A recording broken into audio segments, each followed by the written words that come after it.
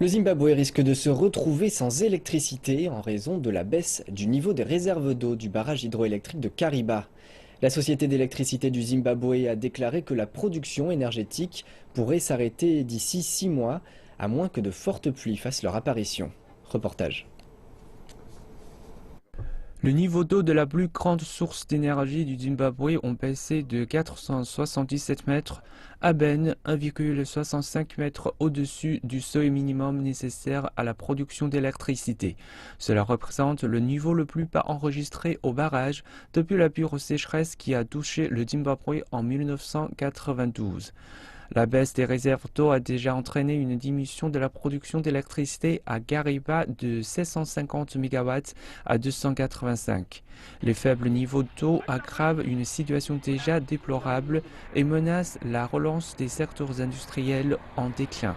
De plus, pour que le Zimbabwe puisse attirer de nouveaux investissements, un approvisionnement fiable en électricité est primordial. How do you do so when you've got your limited resources, your limited power? Que faites-vous quand vous avez un apport limité en énergie? Le ministère de l'Énergie et du Développement énergétique essaie de sous-traiter la production énergétique et d'avoir des centrales électriques et thermiques privées. Cependant, ces solutions ne sont applicables qu'à long terme. Ziza a indiqué que son plan pour éviter cette crise imminente est d'importer 300 MW d'électricité de l'Afrique du Sud et 40 MW du Mozambique.